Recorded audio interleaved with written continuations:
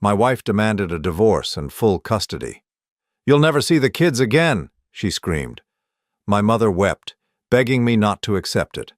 I told the judge, "Give her what she wants." Everyone in the courtroom looked at me with pity.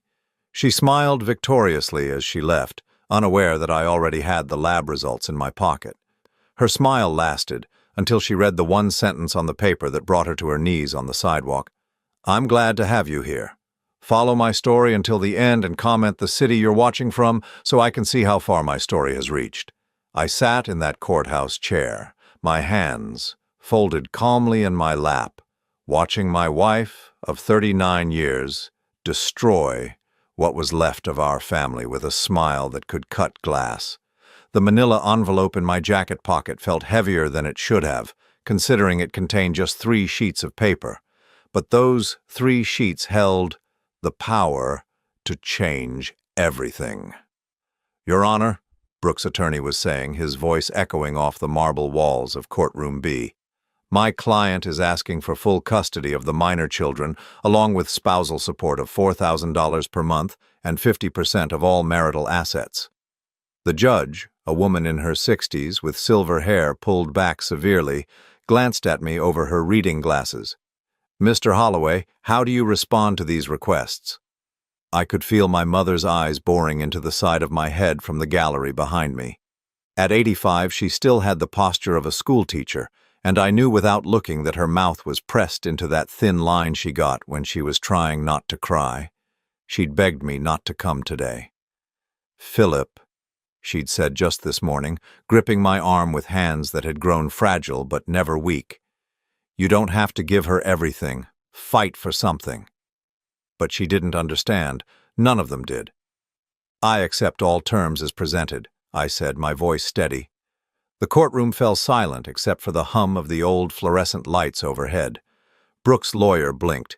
My own attorney, David Chen, a sharp young man I'd hired just 3 weeks ago, leaned forward in his chair.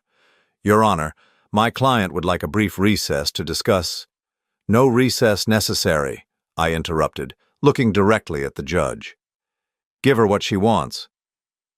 The judge frowned, studying me with the expression of someone who'd seen too many broken marriages but never quite like this. "Mr. Holloway, I want to be certain you understand what you're agreeing to. You're relinquishing custody of your 30-year-old daughter, Sophie, who still lives at home, and you're accepting a significant financial burden. Are you sure about this decision?" Behind me, I heard my mother's sharp intake of breath.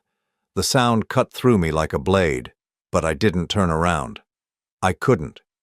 If I looked at her face, saw the confusion and heartbreak there, I might not be able to finish this. "I'm certain, Your Honor." Brooke was practically glowing. She sat at the plaintiff's table in her navy blue dress, the one she'd worn to Emma's wedding 7 years ago, her blonde hair perfectly styled despite the early morning hour. To anyone watching, she looked like a grieving wife who'd finally found the courage to leave a difficult marriage. She'd always been good at that, making herself look like the victim. "You'll never see the kids again," she had screamed at me just 2 weeks ago when I'd agreed to her divorce terms without a fight. We'd been standing in our kitchen, the same kitchen where we'd fed 3 babies, helped with homework, celebrated birthdays and graduations. The morning light coming through the windows made everything look golden and peaceful, completely at odds with the venom in her voice. "I'll make sure of that, Philip. You think you can just walk away from this family? You'll get nothing, nothing." I'd said nothing then, just like I was saying nothing now. What was the point? The truth would speak for itself soon enough. The judge was reading through the settlement terms, her voice formal and distant. Division of assets as follows. The family home at 243 Maple Street, valued at $450,000, to remain with Mrs. Holloway. Joint checking account containing $120,000 to be split equally. Mr. Holloway's pension and retirement accounts to remain his sole property, with the exception of spousal support payments as outlined. I watched Brooke's face as the judge spoke. She was trying to contain her satisfaction, but I'd been married to her for 39 years. I knew that look. It was the same expression she'd worn when she'd convinced the neighbors that our fence dispute was entirely my fault. The same look when she'd managed to get Emma to blame me for missing her college graduation because of a work emergency I couldn't avoid. My phone buzzed in my pocket. A text from Sophie. "Dad, I can't believe you're doing this. Call me." Sophie? My baby. 30 years old and still living at home while she tried to make it as an artist, still believing that families stick together no matter what. She had my eyes, my stubborn streak, my need to see the good in people even when they didn't deserve it. The thought of what I was about to tell her made my chest tight, but it had to be done. They all needed to know the truth. The judge was finishing up the custody arrangements. "Visitation rights for Mr. Holloway will be determined at a later date, pending—" She paused, looking at me again. "Mr. Holloway, are you absolutely certain you don't wish to contest any of these terms? This is highly unusual." I straightened my shoulders, feeling the weight of my father's watch on my wrist. He'd worn it for 47 years, through his own marriage, through raising 5 kids, through every difficult decision a man has to make. "I'm certain, Your Honor. I want to give my wife exactly what she's asking for." The emphasis on exactly wasn't lost on David. I saw him glance at me sharply, probably wondering why I'd insisted on keeping him in the dark about my strategy. But this wasn't about legal maneuvering. This was about truth and timing and making sure that when the earthquake hit, everyone would know exactly where the fault lines had been all along. Brooke's attorney was shuffling his papers, barely able to contain his own satisfaction. This was probably the easiest divorce case he'd ever handled. No fighting over assets, no custody battle, no need to dig up dirt or hire investigators. His client was walking away with everything she wanted without having to work for any of it. If only he knew how wrong he was. "Very well," the judge said, her tone suggesting she still found the whole proceeding strange. "I hereby grant the divorce decree as requested. Mrs. Holloway, you are awarded full custody of Sophie Holloway, spousal support of $4,000 per month, and the division of assets as outlined. Mr. Holloway, do you have anything you'd like to say before we conclude?" I stood up slowly, my knees protesting after sitting in the uncomfortable wooden chair for over an hour. The manila envelope crinkled slightly as I adjusted my jacket. "No, Your Honor. I think everything will speak for itself." Brooke turned to look at me then, and for just a moment I saw something flicker in her eyes. Uncertainty, maybe, or the first hint that she should have been more careful about what she wished for. The gavel came down with a sharp crack that echoed through the courtroom like a gunshot. "Court dismissed." As people began to gather their things and file out, Brooke stood up and smoothed her skirt. She turned toward me with that victorious smile, the one that said she'd gotten everything she wanted and I was too weak or too broken to stop her. "Well," she said loud enough for everyone still in earshot to hear, "I guess that's that. I hope you've learned something from all this, Philip." I looked at her for a long moment. This woman I'd loved for most of my adult life. This woman who'd given me 3 children and 39 years of what I'd thought was happiness. Her blue eyes were bright with triumph, her chin raised in that defiant way that had once seemed charming but now just looked cruel.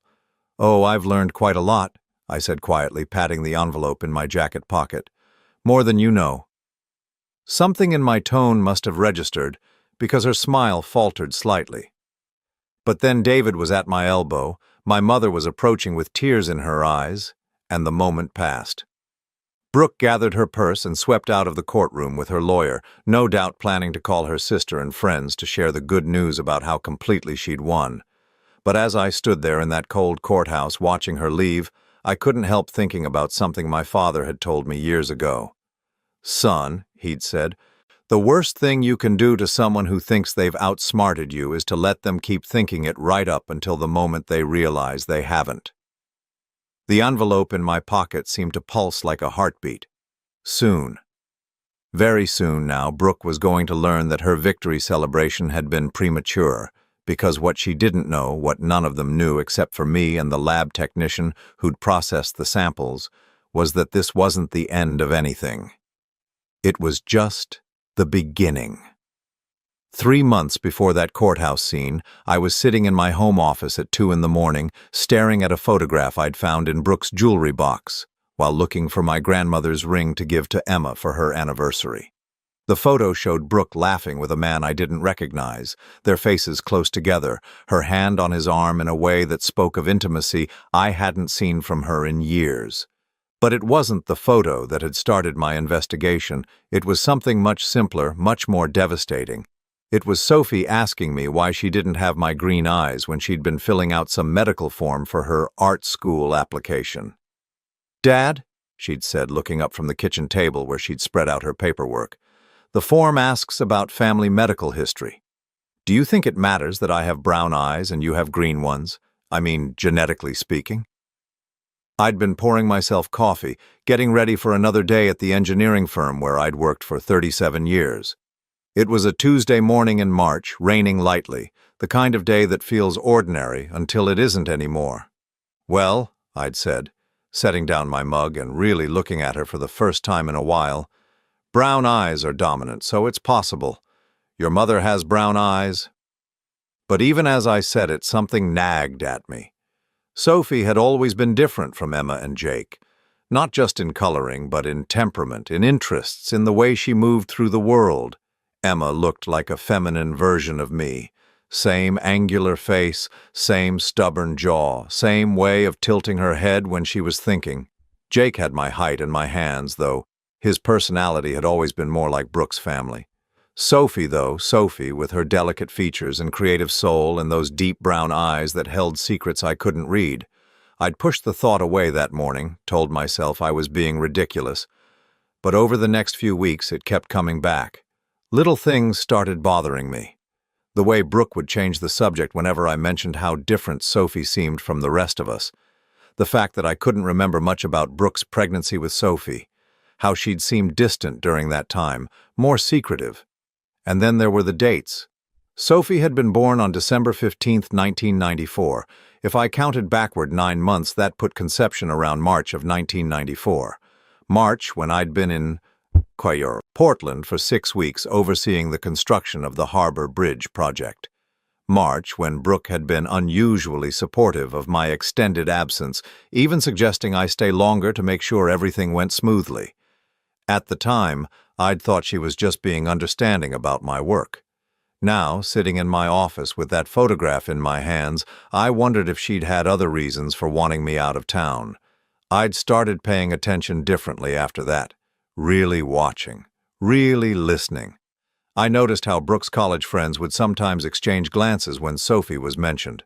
How her sister Janet would get that careful look on her face whenever family resemblances came up in conversation. How Brooke herself seemed to deflect any discussion about Sophie's childhood, her baby pictures, the early years I'd been too busy working to fully participate in. "You were always traveling then," she'd say when I'd bring up wanting to see Sophie's first steps or hear about her first words. "You missed so much of her early development." I'd accepted that guilt for years, carried it like a stone in my chest, the father who'd been too focused on providing to be present. But now I was starting to wonder if my absence had been more convenient than coincidental. The real investigation had started in April. I'd hired a private investigator, a woman named Linda Morris, who specialized in discrete family matters. She was in her 50s, gray-haired and professional, with the kind of face that people trusted without thinking about why. "Mr. Holloway," she'd said during our first meeting in her downtown office, "I need you to understand that once we start looking into this, there's no going back. Whatever we find, you're going to have to live with." I'd nodded, but I don't think I really understood what she meant until she started presenting her findings. Bank records showing cash withdrawals from Brooke's personal account during the months I was traveling. Credit card receipts from restaurants and hotels I'd never been to. Phone records with calls to a number registered to someone named Marcus Webb. Marcus Webb, the man in the photograph. He was a contractor working on the community center renovation in 1994, Linda had explained, sliding another folder across her desk. According to public records, he was married at the time, had 2 kids of his own. The project ran from February through May of that year. February through May. Right when I was in Portland. Right when Sophie would have been conceived. "There's more," Linda had said gently. "I tracked down some of the other workers from that project. A few of them remember seeing your wife around the construction site frequently, more frequently than would be normal for someone just checking on community center progress. I'd stared at the documents spread across her desk, my hands shaking slightly as I absorbed what she was telling me. 30 years. For 30 years, I'd loved Sophie as my own daughter. I'd taught her to ride a bike, helped her with algebra homework, walked her to school when she was afraid of the neighbor's dog. I'd been proud of her artistic talents, supported her dreams even when they didn't make financial sense, defended her choices to my more traditional relatives. And all that time, there was a chance she wasn't even mine. "What about Jake?" I'd asked, my voice barely above a whisper. Linda had consulted another file. "Jake was born in 1991. You would have been home during conception, but—" She'd paused, choosing her words carefully. "There are some inconsistencies in the timeline there, too. I found evidence of your wife meeting regularly with a man named David Park during the summer of 1990. He was a tennis instructor at the country club where she was taking lessons. Jake, my son who'd struggled with alcoholism, who'd never quite found his place in the world, who'd always seemed to resent me for reasons I couldn't understand. Suddenly, his hostility made a different kind of sense. And Emma?" I'd forced myself to ask. "Emma appears to be yours," Linda had said, and I'd felt a rush of relief followed immediately by guilt for feeling relieved. "Conception timeline matches, and frankly, she looks exactly like you did at that age. I found your old high school photos in the newspaper archives." So Emma was mine, 1 out of 3. The daughter who'd grown up to be a successful attorney, who'd married well, who called me every Sunday and remembered my birthday, the one who'd always been the most like me, the one who might be the only one who actually shared my blood. Linda had given me the contact information for a discrete DNA testing lab. "You can get the samples without them knowing," she'd explained. "Hair from brushes, drinking glasses, things like that. The lab will need samples from you and from each child." Getting the samples had been easier than I'd expected. A few hairs from Sophie's hairbrush when she was out at her art class. Jake's coffee mug after he'd visited for Sunday dinner, Emma's water glass from her last visit with the grandkids. The hardest part had been waiting for the results. 2 weeks. 2 weeks of pretending everything was normal while my world collapsed around me. 2 weeks of watching Brooke move through our house, making dinner, commenting on the weather, asking about my day at work, all while knowing that she'd spent our entire marriage lying to me about the most fundamental thing possible. The call came on a Thursday afternoon in May. I was in my car, parked outside the grocery store, when my phone rang. "Mr. Holloway? This is Dr. Patricia Whitman from Accurate Genetic Testing. I have your results." My hands had been shaking so badly I'd almost dropped the phone. "Go ahead." "Emma Holloway is confirmed as your biological daughter with 99.9% certainty. However, the tests for Jake and Sophie Holloway show no biological relationship to you." The world had tilted sideways. Even though I'd suspected, even though I'd hired investigators and gathered evidence, hearing it confirmed felt like being hit by a truck. Neither Jake nor Sophie was mine. 2 of my 3 children, the ones I'd loved and supported and worried about for decades, shared no blood with me at all. I'd sat in that grocery store parking lot for over an hour, watching people walk in and out with their normal problems, their everyday concerns about what to make for dinner or whether they needed milk or bread. Meanwhile, my entire understanding of my own life was crumbling. That night, I'd gone home and looked at our family photos with new eyes. Christmas mornings, birthday parties, graduations, vacations, all of it built on a lie. All of it tainted by Brooke's deception. But the strangest thing was, it didn't change how I felt about Jake and Sophie. The love was still there, complicated now by hurt and confusion, but still real. They were still the kids I'd raised, even if they weren't the kids I'd made. What had changed was how I felt about Brooke. For 39 years, I'd thought I was married to someone who occasionally frustrated me, who could be demanding and sometimes petty, but who was fundamentally the mother of my children and my partner in life. Now I knew I was married to a stranger. Someone who could look me in the eye every day for 3 decades while keeping secrets that went to the core of who we were as a family. Someone who could let me love children as my own while knowing they weren't. Someone who could build an entire life on a foundation of lies and never lose a moment's sleep over it. That's when I'd started planning. Not for revenge exactly, but for truth. For the moment when all the careful constructions and convenient fictions would finally come tumbling down. Because Brooke had been right about one thing that morning in the kitchen when she'd screamed at me about the divorce. I did think I could walk away from this family, but not the way she thought and not for the reasons she assumed. I was walking away because they weren't my family at all, and it was time for everyone to know it. The call came exactly 1 week after the divorce was finalized. I was sitting in my new apartment, a modest 2-bedroom place downtown that I'd rented the day after moving out of the house on Maple Street. The morning sun streamed through unfamiliar windows, casting shadows across boxes I hadn't yet unpacked, when my phone buzzed with David Chen's number. "Philip, we need to meet, today if possible." His voice was tense in a way I hadn't heard before. "Brooke's attorney contacted me this morning. Apparently she wants to discuss modifying the custody arrangement." I set down my coffee cup, feeling the first spark of satisfaction I'd experienced in months. Modifying it? How? "She's asking for a formal no-contact order, complete severance of your parental rights to Sophie. She claims you've been—" He paused, choosing his words carefully. "She claims you've been harassing the family, trying to manipulate Sophie against her." Of course she was. I'd been waiting for this move, actually surprised it had taken her a full week to make it. Brooke couldn't stand not having complete control, and my calm acceptance of the divorce terms had clearly unsettled her more than she'd expected. "When can you meet?" I asked. 2 o'clock? My office?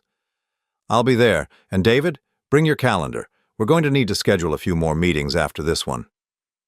The law offices of Chen and Associates occupied the 15th floor of a glass building that overlooked the river. I'd always liked David's approach to legal work, methodical and thorough without being unnecessarily aggressive. Today, though, I needed him to understand that methodical wasn't going to be enough. He was waiting for me in the conference room, case files spread across the mahogany table, looking every bit the serious young attorney who'd graduated top of his class from Columbia. What he didn't look like was someone prepared for the conversation we were about to have. "Philip," he said as I settled into the chair across from him, "I have to ask you directly.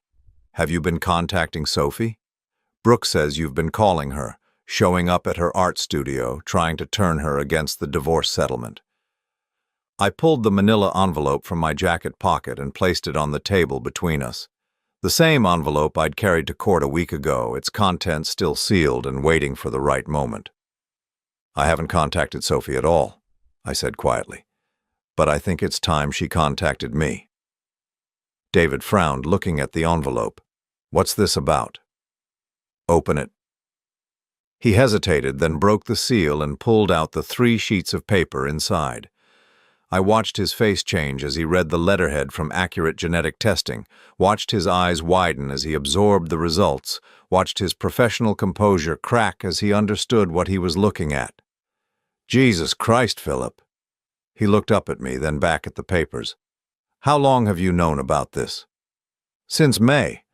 I had the test done 2 months before Brooke filed for divorce." "And you didn't tell me?"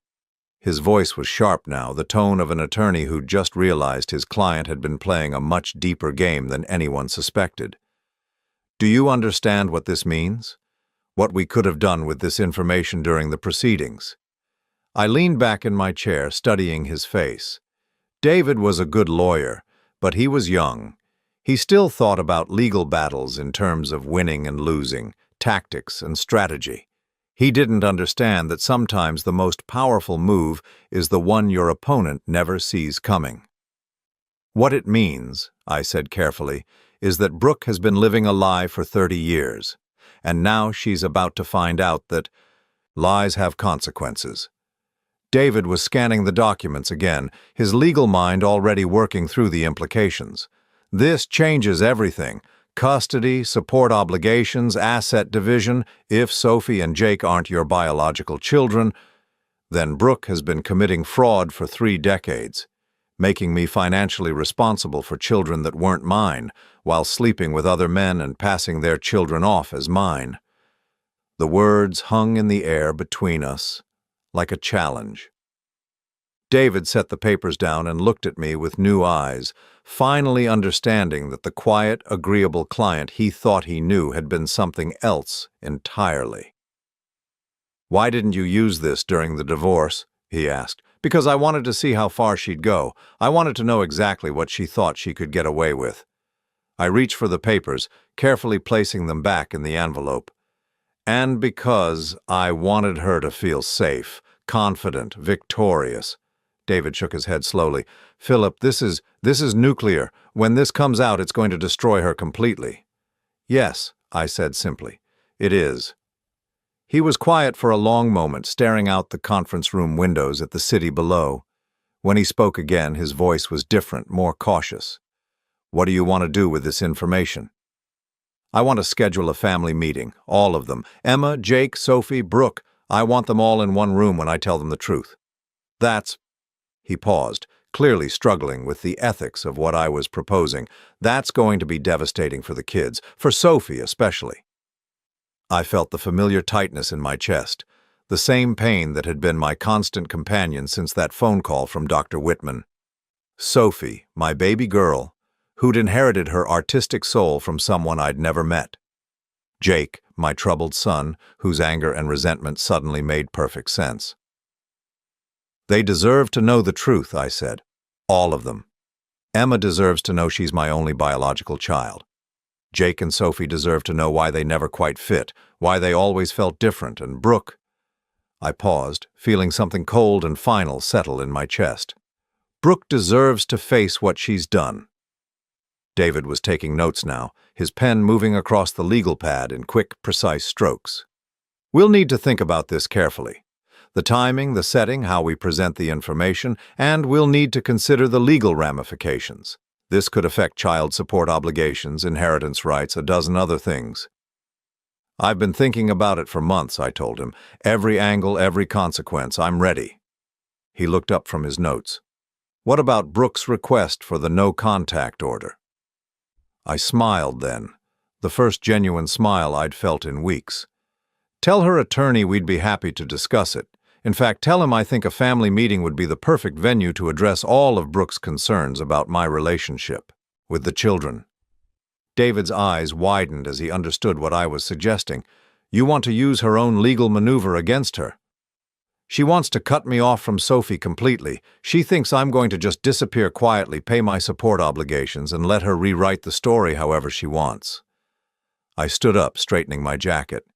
"She's about to learn that she's been very, very wrong about a lot of things."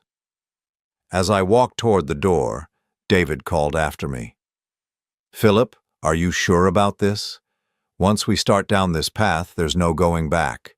Relationships will be destroyed. Your family will never be the same."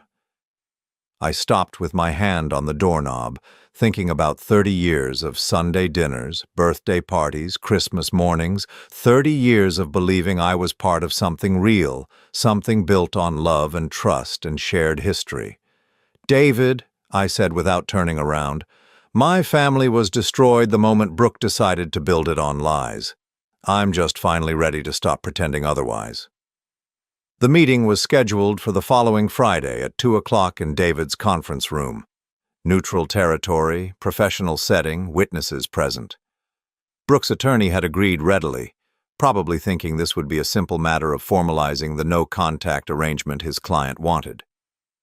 I spent the week preparing, not legally but emotionally. I practiced what I was going to say, how I was going to say it.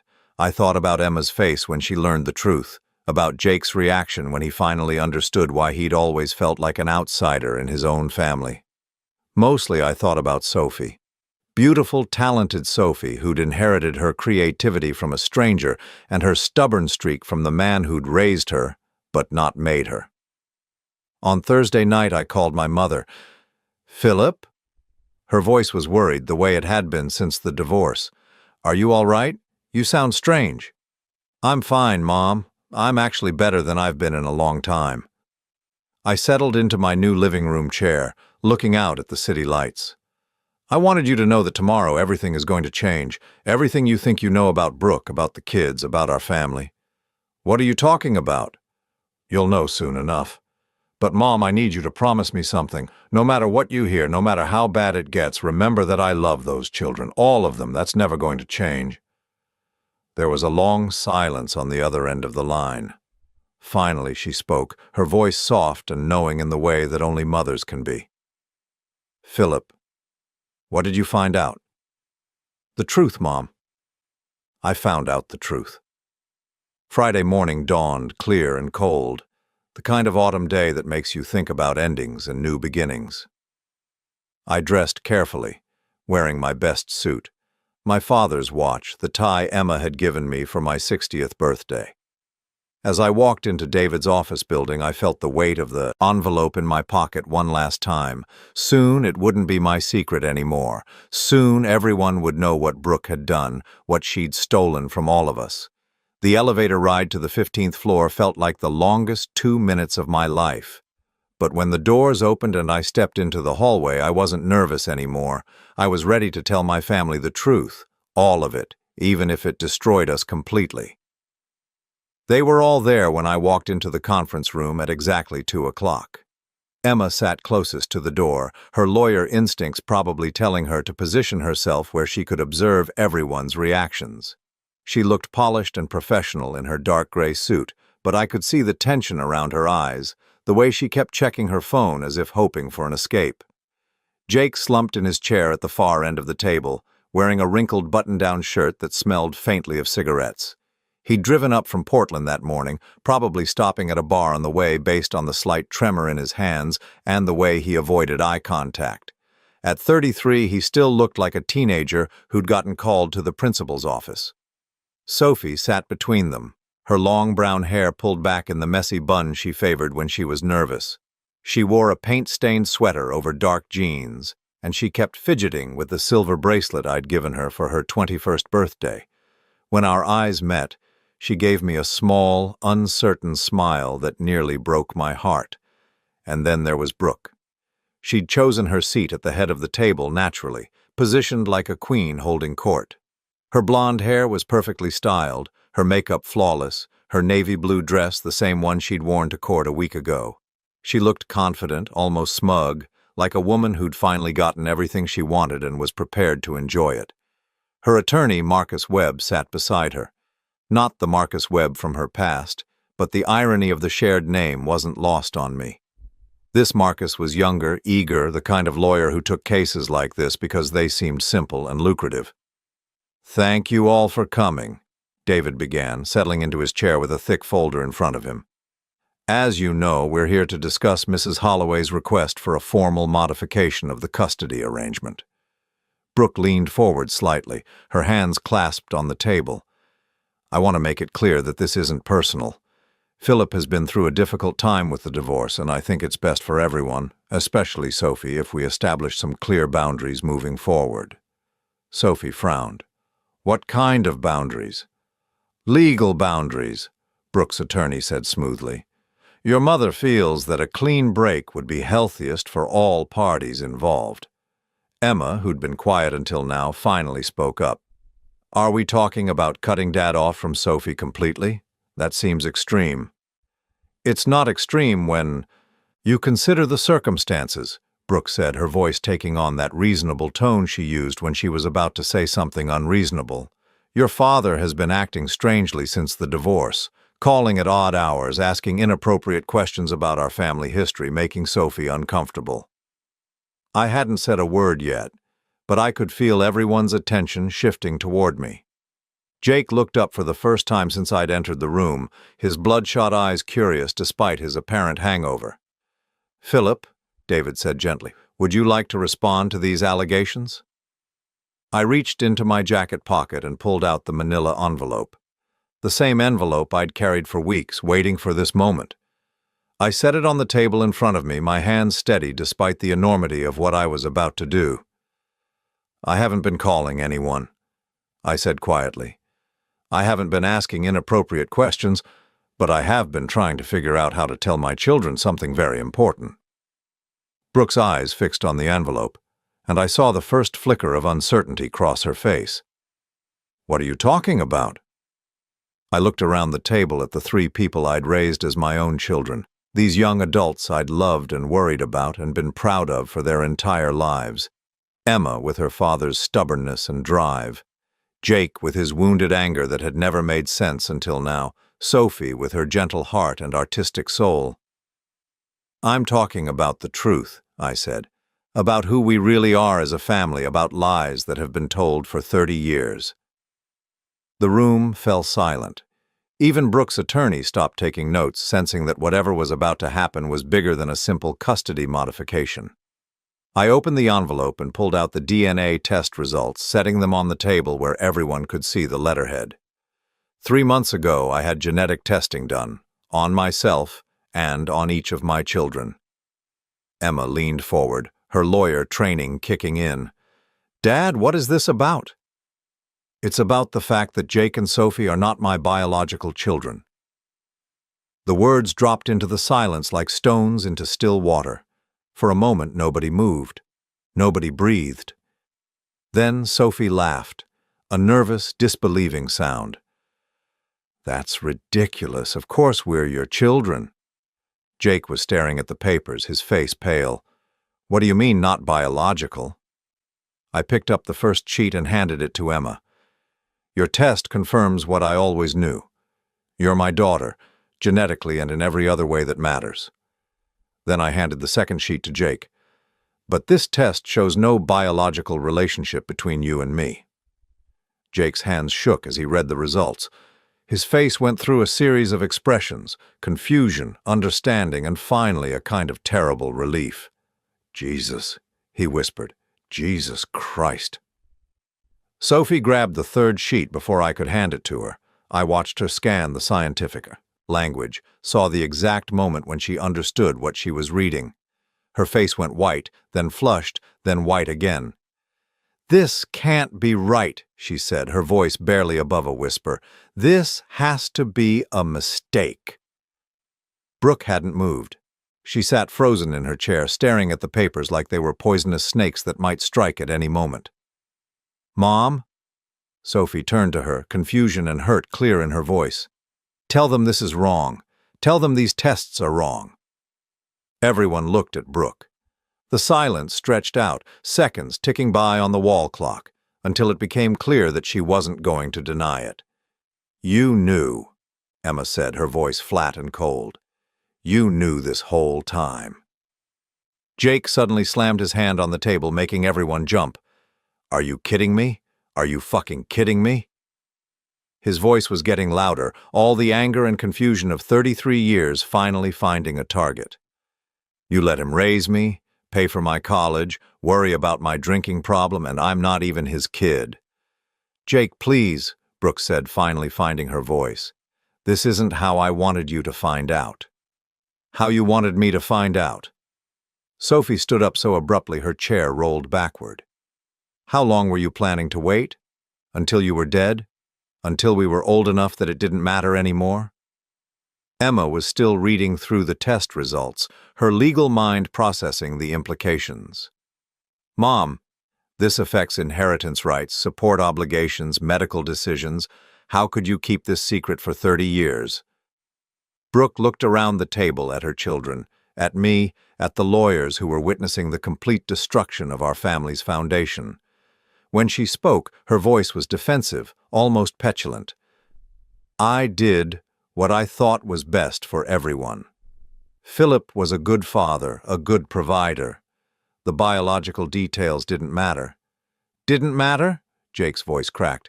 "I spent my whole life feeling like I didn't belong, like there was something wrong with me because I wasn't like him, and it didn't matter?" Sophie was crying now, silent tears streaming down her face. "Who is my father? Do I have siblings I don't know about? A whole family I've never met?" I reached across the table toward her, but she pulled her hand away. The rejection hit me like a physical blow, but I understood it. Everything she thought she knew about herself, about her place in the world, had just been shattered. "I have the names," I said quietly. "If you want them, if you're ready for that information." Brooks' attorney was frantically taking notes, probably trying to figure out how to salvage his client's position. But there was no salvaging this. The truth was out, spreading through the room like spilled ink, staining everything it touched. "You planned this," Brooks said suddenly, turning on me with venomous eyes. "You've been planning this whole scene, this humiliation. You wanted to destroy me." I looked at her, this woman I'd shared a life with for nearly 4 decades, this woman who'd been lying to me since before our youngest child was born. "I didn't destroy anything, Brooke. I just stopped pretending that lies were the same thing as love." Emma stood up slowly, gathering the test results. "I need some air," she said.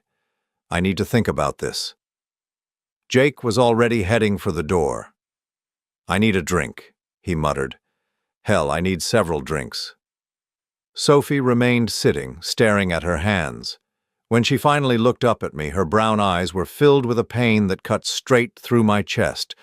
"Do you still love me?" she asked, her voice small and broken. "Even though I'm not really your daughter?" I got up from my chair and walked around the table to where she sat. Slowly, carefully, I reached out and took her hands in mine. "Sophie," I said, looking directly into those brown eyes that had never belonged to me genetically, but had always belonged to me in every way that mattered. "You will always be my daughter. Biology doesn't change 30 years of love." She collapsed against me then, sobbing into my shoulder while I held her, and whispered the same words I'd been telling her since she was small, that she was loved, that she was precious, that nothing could ever change that. Behind us, Brooke was arguing with the lawyers about legal implications and custody rights, but her voice seemed to come from very far away. All that mattered was Sophie in my arms, and the knowledge that whatever else happened, whatever other relationships were destroyed by the truth, this one might still be salvageable. When Sophie finally pulled away, she wiped her eyes and looked at me with something like her old smile. "I'm still going to call you Dad," she said, "if that's okay." "It's more than okay," I told her. "It's everything." As we left the conference room together, I caught a glimpse of Brooke's face. The confident mask had finally slipped, revealing something desperate and defeated underneath. She'd gotten exactly what she asked for in the divorce proceedings. She just hadn't realized that sometimes getting what you want is the worst thing that can happen to you. The phone call started 3 days after the family meeting. First Emma, then Jake, then Sophie again, each one struggling to process what they'd learned, what it meant for their understanding of themselves and their place in the world. Emma's call came while I was unpacking books in my new apartment, trying to create some sense of normalcy in a space that still felt temporary. "Dad," she said without preamble when I answered, "I need to ask you something, and I need you to be completely honest with me." I set down the copy of Moby Dick I'd been holding, the same edition I'd read to her when she was 8 years old and going through her adventure story phase. "Of course." "Did you know? Before the tests, I mean. Did you suspect that Jake and Sophie weren't yours?" The question I'd been dreading. The one that got to the heart of whether I was a victim or a fool, whether I'd been betrayed or simply willfully blind. "I suspected about Sophie for a few months," I admitted. "Something about the timing never quite made sense, and she's so different from the rest of us. But Jake—" I paused, thinking about all the years of tension between us, all the arguments and disappointments. I convinced myself his problems were just personality differences. It never occurred to me that there might be a biological reason he always felt like an outsider. Emma was quiet for a long moment. When she spoke again, her voice was softer, more vulnerable than I'd heard it in years. "I keep thinking about Christmas mornings when we were kids. How you'd always make sure Jake and Sophie got the same attention I did, even when they were being difficult. How you never played favorites even though—" She trailed off. "Even though you were the only one who was actually mine?" "Yeah." Her voice cracked slightly. "How did you do that? How did you love them the same?" I walked to my new living room window, looking out at the city below. Somewhere out there, Jake was probably drinking himself into oblivion, trying to process 33 years of feeling like he didn't belong. Somewhere else, Sophie was staring at a canvas, wondering if her artistic talent came from a stranger she'd never met. "Because they were yours too," I said finally. "Maybe not biologically, but in every way that actually matters. I changed their diapers, walked the floor with them when they were teething, taught them to ride bikes, and helped with homework. Biology is just genetics, Emma. Love is a choice you make every day." She was crying now, soft sniffles that reminded me of the little girl who used to crawl into my lap when she was scared. "I'm so angry at her, Dad, at Mom. How could she do this to all of us?" That was the question I'd been asking myself for months, ever since Dr. Whitman's phone call had confirmed what I'd started to suspect. How does someone build a life on a foundation of lies and never lose sleep over it? "I don't know," I said honestly. "I thought I knew her, but apparently I never really did." The second call came from Jake, and it was harder. He was drunk, calling from a bar in Portland, where he'd apparently been holding court since the family meeting, telling anyone who would listen about his family's spectacular implosion. "You know what the funny thing is?" He slurred into the phone, the background noise of conversations and clinking glasses making it hard to hear him clearly. "I always thought you hated me. All those years I thought there was something wrong with me because I couldn't make you proud." My chest tightened. "Jake, I never hated you, and there's nothing wrong with you." "But there is, though, isn't there? I mean, I'm not really your son. I'm just some random kid you got stuck raising because my mother was a liar." "You're not random," I said firmly, wishing I could reach through the phone and shake him sober. "And you're not someone I got stuck with. You're my son, maybe not by blood, but by choice." He laughed, a bitter sound that had nothing to do with humor. "By choice? Really? Because it seems like if you'd had a choice, you would have chosen differently." "Jake, listen to me." I sat down heavily in my new armchair, the one that didn't have 30 years of family memories attached to it. "If someone had offered me the choice 33 years ago, if they'd said you could either raise this baby who isn't biologically yours or walk away, I would have chosen you every time." The line went quiet, except for the bar noise in the background. Finally, Jake spoke, his voice smaller, more vulnerable. "I need some time to figure this out, okay? This whole thing, it's a lot." "Take all the time you need," I told him. "I'll be here when you're ready." Sophie's calls were the most frequent and the most heartbreaking. She would phone at odd hours, sometimes just to hear my voice, sometimes with questions about her biological father that I didn't have answers to yet. "I keep staring at myself in the mirror," she told me during one late-night conversation, "trying to see if I look like him, wondering if I inherited my love of painting from him, or if that's just something that happened to develop on its own." "Does it matter?" I asked gently. "I don't know. Maybe. I just feel like I don't know who I am anymore." She paused, and I could hear her moving around her apartment, probably pacing the way she did when she was anxious. "Mom won't talk about him. Every time I bring it up, she changes the subject or starts crying." Brooke, the woman who'd orchestrated this entire deception, was now playing the victim, making her children feel guilty for wanting to know the truth about their own origins. "I have his name," I said. "And the private investigator I hired found some information about him. When you're ready, I can share what I know." "What if he doesn't want to meet me? What if he has a whole other family and doesn't want his past mistakes showing up on his doorstep?" The pain in her voice was almost unbearable.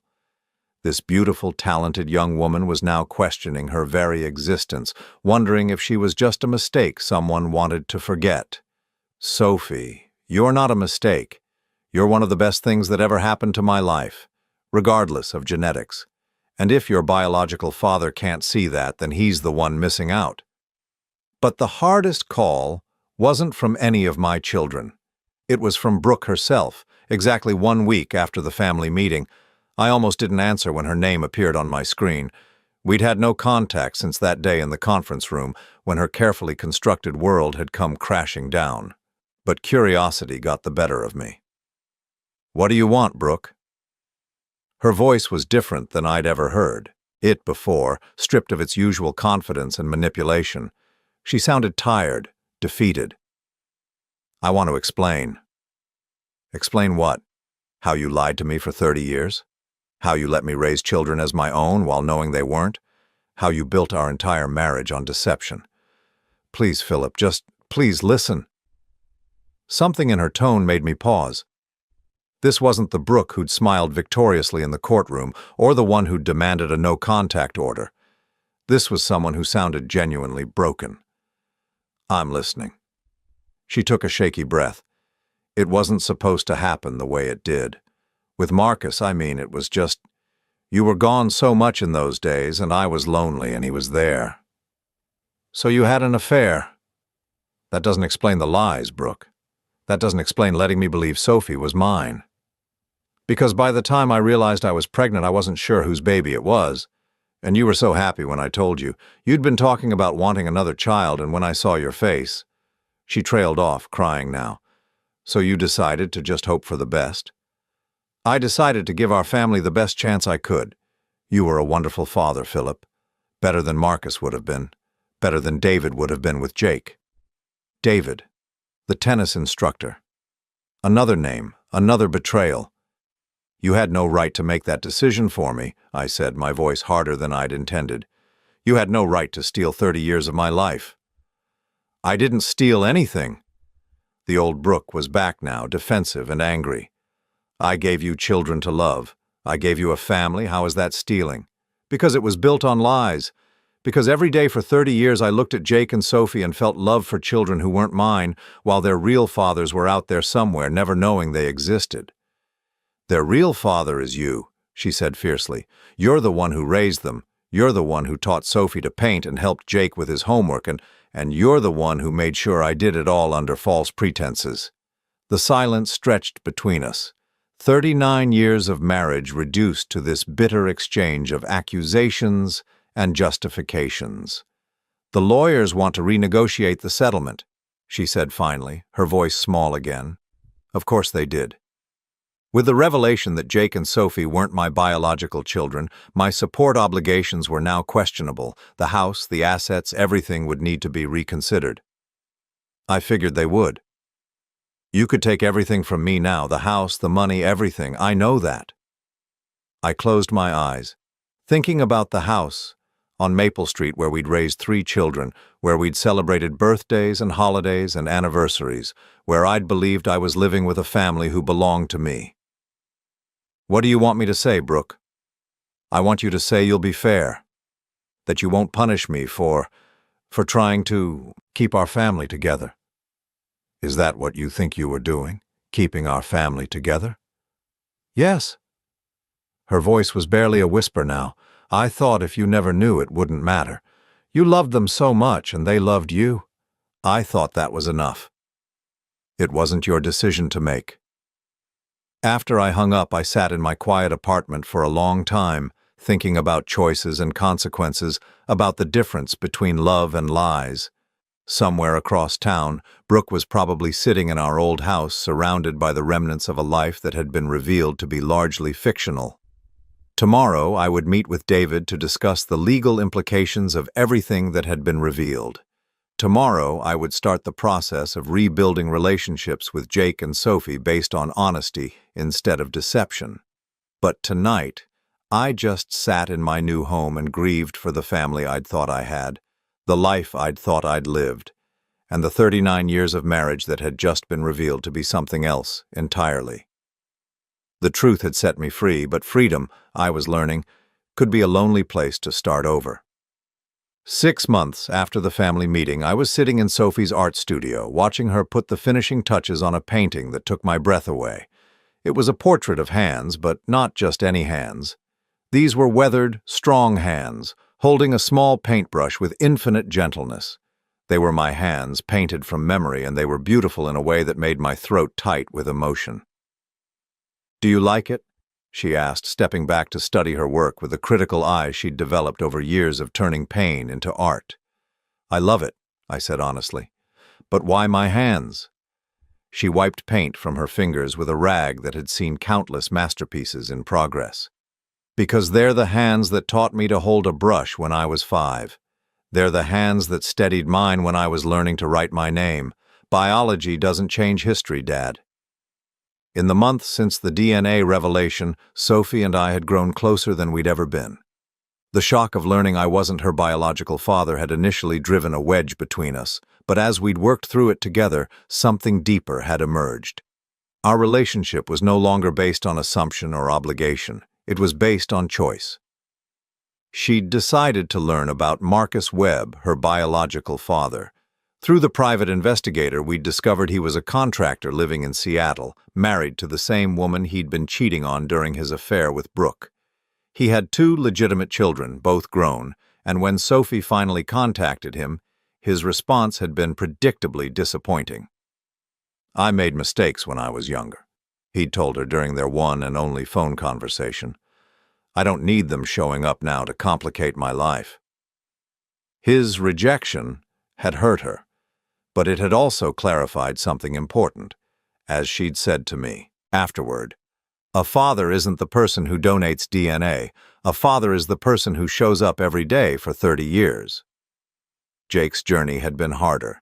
He'd spent 3 months in rehab after our family meeting, finally admitting that his drinking wasn't just about feeling like an outsider in our family, but about feeling like an outsider everywhere. Learning about David Park, his biological father, had provided some answers, but not necessarily comfort.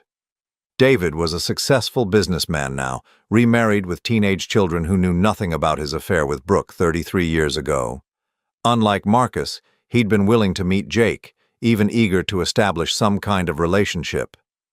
"He wants to get to know me," Jake had told me during one of our weekly coffee meetings, a new tradition we'd started as part of rebuilding our relationship on more honest ground.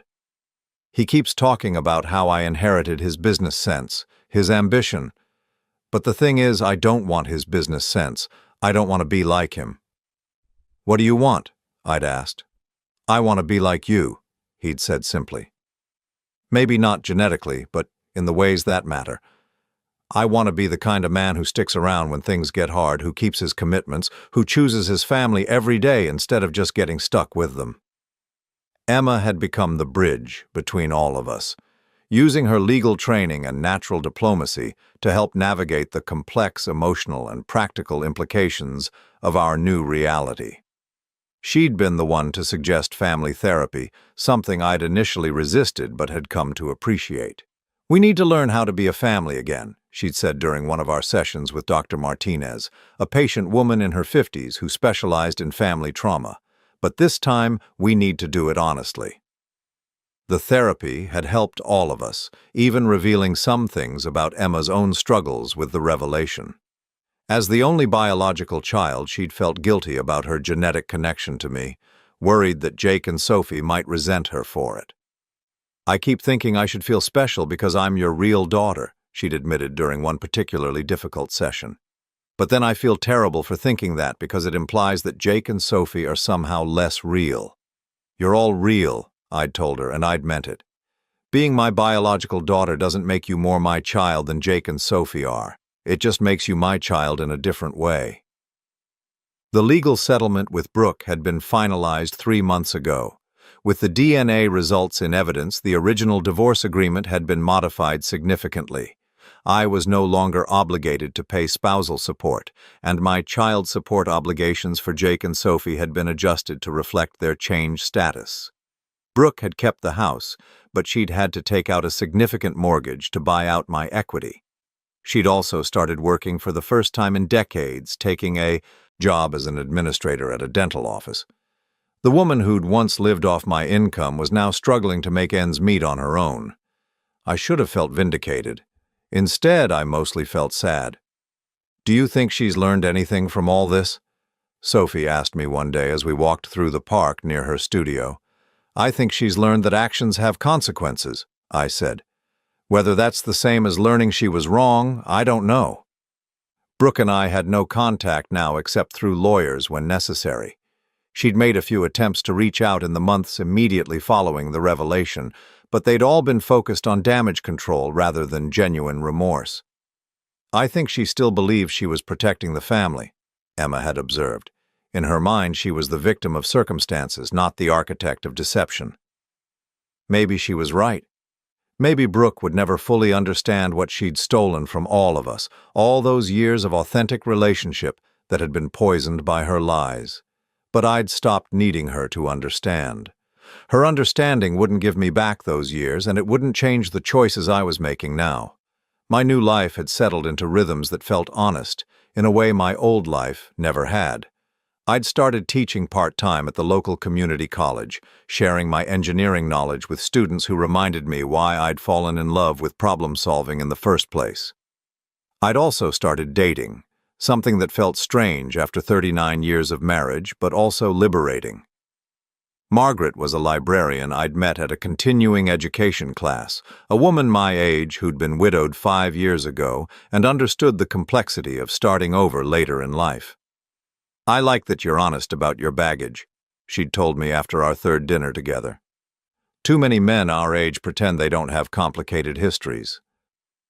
"My history is definitely complicated," I'd said, and then I'd told her about the DNA tests, about the family meeting, about learning that 2 of my children weren't biologically mine. "And how do you feel about that now?" she'd asked. "Grateful," I'd said, surprising myself with the answer. Grateful that I got to be their father anyway. Grateful that love turned out to be stronger than genetics. Grateful that the truth finally came out so we could build something real. Now, standing in Sophie's studio looking at her painting of my hands, I felt that gratitude again. These hands had guided a paintbrush held by a little girl who wasn't my blood, but was absolutely my daughter. They'd signed report cards and permission slips and college applications for children who carried other men's genes but my values. "I have something to tell you," Sophie said, interrupting my reverie. She looked nervous, the way she had as a teenager when she'd needed to confess some minor transgression. "What is it?" "I've been talking to Jake about starting a business together, art therapy, for addiction recovery, combining his experience with sobriety and my art background." My heart swelled with pride, not just for the business idea, but for what it represented. Jake and Sophie, working together, using their shared experience of feeling like outsiders to help other people find their place in the world. "That sounds wonderful," I said. "What kind of help do you need?" She grinned, the same grin she'd had as a 5-year-old, presenting me with a crayon drawing she was particularly proud of. "Actually, we were hoping you might consider being our business advisor. Help us with the practical stuff, the planning and organization, if you want to, I mean." I looked around her studio at the paintings that lined the walls, each one a testament to her resilience and talent. I thought about Jake, 6 months sober and working to rebuild his life with the same determination he'd once applied to destroying it. I thought about Emma successfully balancing her career and family while helping hold the rest of us together. These were my children. Not because of DNA, but because of choice. Because of love that had survived the revelation that it was based on something deeper than genetics. "I would be honored," I said. As Sophie hugged me, I felt something settle in my chest that I hadn't experienced in months. Peace. Not the peace of ignorance or denial, but the peace of truth finally told, and relationships rebuilt on solid ground. My mother had been right that day she'd begged me not to give Brooke everything she wanted in the divorce. I shouldn't have given her everything, but in the end, I'd gotten something much more valuable in return. I'd gotten my children back, not as obligations or assumptions, but as choices we made every day to love each other, and for the first time in my 61 years, that felt like enough. That evening, I sat in my apartment with a cup of coffee and called my mother. "How are the kids?" she asked, the way she had every week since the family meeting. "They're good, Mom. We're all good." "And Brooke?" I considered the question. Brooke was struggling financially, isolated from the children she'd manipulated for years, facing the consequences of choices she still didn't fully understand. But she was also an adult who'd made those choices freely, and her consequences weren't my responsibility anymore. "Brooke is living with the results of her own decisions," I said, "just like the rest of us." "Are you happy, Philip?" I looked around my small apartment, thinking about Sophie's painting that would soon hang on my wall, about my coffee meetings with Jake, about Sunday dinners with Emma and her family, about Margaret and the possibility of love that wasn't built on lies. Yes, Mom, I think I finally am. After I hung up, I walked to the window and looked out at the city lights, thinking about second chances and new beginnings. Tomorrow, Sophie and Jake would come over to discuss their business plan. Next week, Margaret and I would go to the theater.